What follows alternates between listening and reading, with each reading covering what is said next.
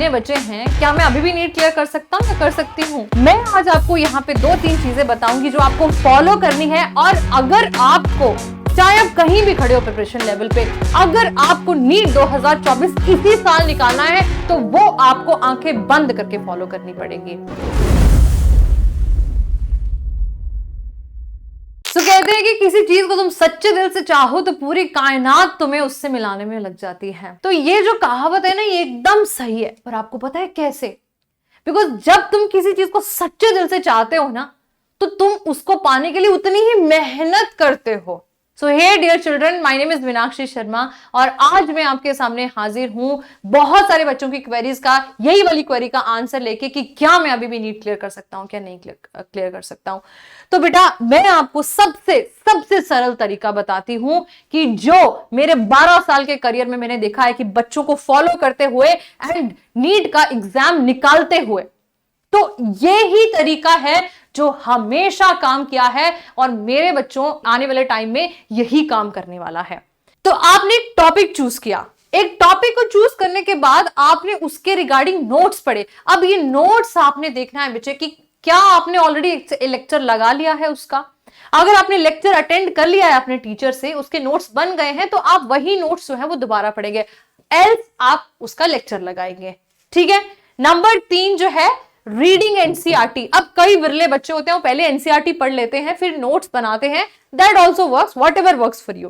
पर तरीका ये कहता है कि आप इसके बाद एनसीईआरटी पढ़ेंगे तो आपको बहुत अच्छे से समझ में आएगी, बिकॉज एनसीईआरटी में बहुत सी लाइनें कोडेड है जो डीकोड कराता है आपका टीचर। ठीक है ना, आपको भी समझ में आ जाता है, ऐसी कोई बात नहीं है, लेकिन टीचर ना आपकी मेहनत को थोड़ा कम कर देता है सो दैट आप वो मेहनत ना क्वेश्चन सॉल्व करने में लगा दो। ठीक है। देन उसके बाद में सॉल्व पीवाईक्यूज। ये स्टेप इतना इंपॉर्टेंट है ना बेटा, जिसको बड़े सारे बच्चे निगलेक्ट कर देते हैं, यहीं तक रुक जाते हैं। आप में से कई सारे बच्चे होंगे ऐसा, मुझे कमेंट बॉक्स में लिख के बताना।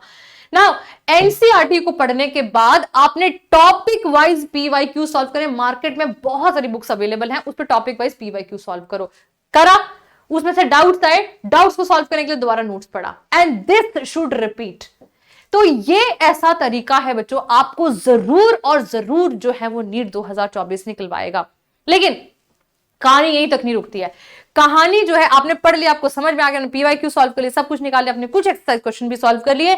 नाउ कहानी आती है यहां पे, आप उसको कितना फ्रीक्वेंटली रिवाइज कर रहे हो। रिविजन, विजन मतलब देखना, दोबारा देखना जो आपने पढ़ा। तो एक तत्व अभ्यासा, एक ही नोट्स को, ये नहीं कि इस बार मैंने ना मीनाक्षी के नोट्स पढ़ लिए, अगली बार मैं किसी और टीचर के नोट्स पढ़ूंगा, तीसरी बार मैं किसी और चीज। No, reading the same notes again and again, reading the same NCERT again and again, reading the same PYQ, solving the same PYQs again and again. Why the third point? Because आपको ये बताएगा कौन से year में जो आपका वो particular topic है कितनी बार रिपीट हो रहा है, फ्रीक्वेंटली रिपीट हो रहा है ये टॉपिक, ये बताएगा। ये बोर होते हो जाओ बोर, क्या फर्क पड़ता है? अगर नीट 2024 बोरियत से निकल जाए तो क्या फर्क पड़ता है, उसके बाद मजे कर लेना। तो ये बच्चों, ये एक ऐसा तरीका है, कोई तुम्हें ऐसे hi fi time table attend करने की जरूरत नहीं है। दिस पर्टिकुलर तरीका will make you clear your NEET 2024। ठीक है। मैं आपको पहले ही बता देती हूं, एक बड़ी अच्छी सुंदर कहावत है, मैं इसको बहुत अच्छे तरीके से मानती हूं और फॉलो भी करती हूं। Do not read multiple books one time. बहुत सारी बुक्स पढ़ने की जरूरत नहीं है, rather read one book multiple times. एक ही बुक को मल्टीपल टाइम्स पढ़ो, इतना पढ़ो कि आपको पेज नंबर तक याद हो जाए कि भाई इस पेज में ये टॉपिक जो है वो शुरू होता है। ऐसा महारत हासिल करो और देखो तुम्हारा क्यों नहीं होता। अभी भी टाइम है, स्पेशली बायोलॉजी की बात को, 360 नंबर, 50% का पेपर तुम्हें बायोलॉजी जो है वो निकाल के दे देगी। डू इट है ना। और मैंने तुम्हें पहले बताया, मेरे 12 साल के करियर में मैंने बहुत सारे बच्चों को एक चीज करते हुए देखा है, कंसिस्टेंसी। मैंने इंटेलिजेंट बच्चों को यह भी देखा है कि उनका पेपर क्लियर ना होते हुए देखा है, और जो एक एवरेज बच्चा है जो कि कंसिस्टेंट था उसका पेपर क्लियर होते हुए देखा है। तो इंटेलिजेंस से ज्यादा ये कंसिस्टेंसी की गेम है बेटा, कंपटीशन। तुम याद रखना इस बात को, इंटेलिजेंस भी मैटर करता है लेकिन उससे ज्यादा कंसिस्टेंसी जो है वो मैटर करता है ना। तो इस वर्ड का जो मतलब है ना, शासन, शासन क्या होता है कि कोई अगर आप पे शासन कर रहा है। एक होता है अनुशासन।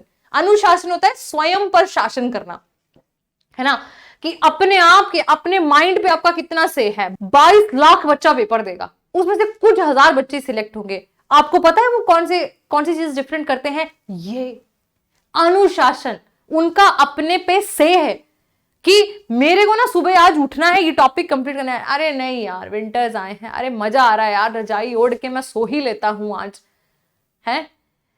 तो ये फर्क है, और ये फर्क जो है आपको जो है लाना पड़ेगा अपने में, तभी आप जो है अपनी सिलेक्शन कर सकते हो नीट 2024 में, otherwise nothing else will work. तो अगर आप मेरी कही हुई बातों से अग्री करते हैं, आपको ये लगता है कि आप रेजोनेट करते हो इन पॉइंट्स के साथ में, तो कमेंट बॉक्स में #डिसिप्लिन करके जरूर डालना, तो मेरे को पता चल जाएगा कि हाँ भाई ये बच्चा जो है इसमें इतने गट्स हैं कि इसने ये ओथ ली है कि भाई मैं डिसिप्लिन होके इस बार नीट 2024 क्लियर करके दिखाऊंगा।